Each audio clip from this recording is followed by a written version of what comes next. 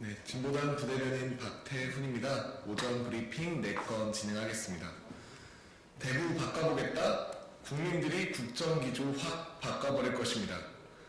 윤석열 대통령이 이번에는 대구를 찾아 선심성 지역 공약, 정책 공약을 마구남발하며 노골적인 선거 개입으로 불법 관권 선거를 이어갔습니다.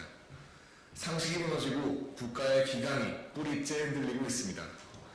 당연히 대통령은 공무원으로서 정치적 중립 의무가 있고 이에 더하여 엄정하고 공정한 선거 관리의 책임도 막중합니다.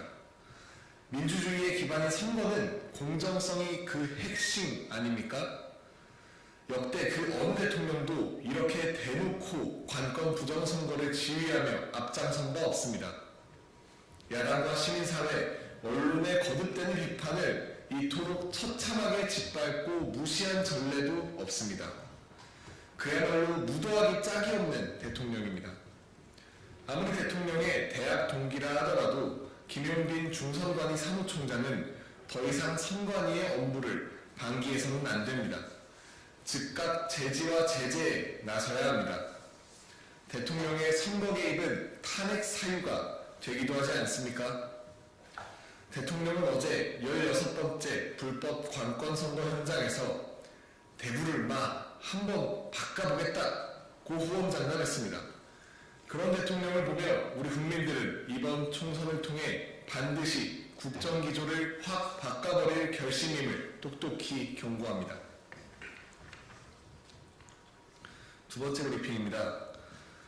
이종섭 호주 대사 임명은 수사 방해를 위한 대통령의 직권 남용입니다. 4일 윤석열 대통령이 고 최상병 사망사건 수사 외압 의혹의 피해자이자 대통령과의 핵심 연결고리인 이종섭 전 국방부 장관을 호주 대사로 임명해 노골적으로 수사를 방해했습니다.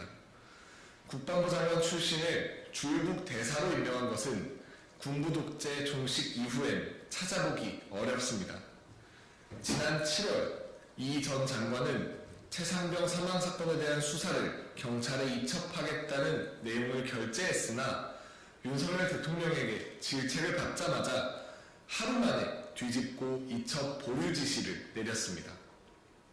때문에 이 전 장관은 공수처의 수사를 받는 피의자 신분이지만 호주로 출국하게 되면 공수처의 수사가 어려워집니다. 이런 상황에서 이 전 장관을 굳이 호주 대사로 임명한 것은 대통령 자신에 대한 수사를 피해가기 위한 직권남용입니다. 사고 원인을 철저히 조사해 다시는 이런 일이 재발하지 않도록 해야 한다던 윤석열 대통령의 발표가 상식입니다. 손바닥으로 하늘을 가릴 수 없습니다.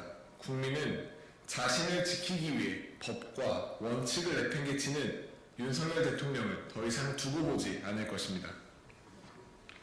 세 번째 브리핑입니다. 윤석열 대통령 주 52시간제 합헌, 헌재 충고를 새겨야 합니다. 헌법재판소에서 주 52시간제를 규정한 근로기준법이 위헌이라는 헌법 소원 심판에 대해 재판관 전원일치로 기각했습니다. 주 52시간제에 대한 헌재의 첫 판단이기도 합니다. 지극히 당연하고도 상식적인 전원일치 헌재 판결을 환영합니다. 여전히 우리 사회는 세계적으로도 장기간 노동으로 악명이 높습니다. 문재인 정부에서도 국정과제로 추진하던 연간 노동시간 1800시간대 진입조차 작년에서야 겨우 이루어졌습니다. 그럼에도 아직 OECD 평균인 1752시간보다도 무려 122시간이나 더 많습니다. 이런 상황에서 장시간 노동 관행을 깨기 어려운 사회구조, 사용자와 노동자가 대등하게 협상하기 어려운 환경 등을 구체적으로 지목한 헌재 판결은 무척 의미가 크고 중요합니다. 무엇보다 한 주간 노동시간 한도를 무려 69시간까지 늘리려다 노동자들의 강력한 저항에 직면한 윤석열 대통령은 헌재의 충고를 깊이 새겨야 합니다.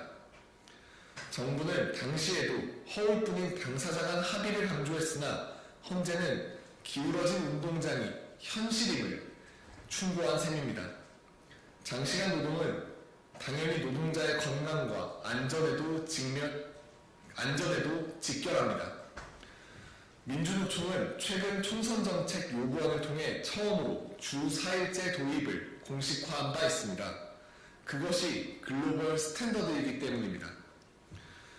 정부 여당은 노동시간 연장 시도를 즉각 중단하고 주 4일제 도입 요구에 적극 호응해야 합니다.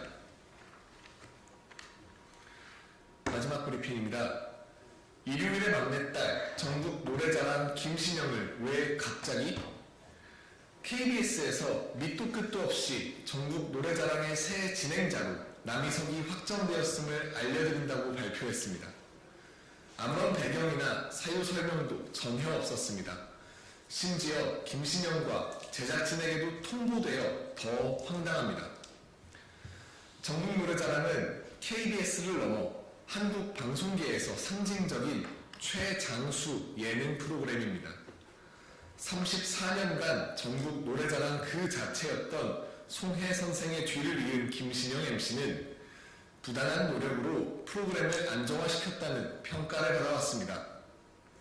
6에서 7%의 안정적인 시청률을 유지해왔기에 돌연 하차 통보는 전혀 납득하기 어렵습니다. 취임 후 막무가내 인사와 비상식적인 프로그램 개편의 중심에 서왔던 박민 사장이 의심스러울 수밖에 없습니다. 항상 근거로 제기했던 시청률과 주 시청자 현황이라는 것도 늘 현실과 맞지 않았습니다.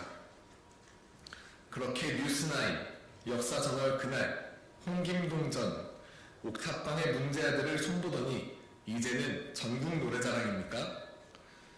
하차 통보 이유에 대하여 KBS 내부 의견이라며 언론에도 인용되었던 젊은 여자 MC는 맞지 않는다는 말은 그야말로 충격적입니다.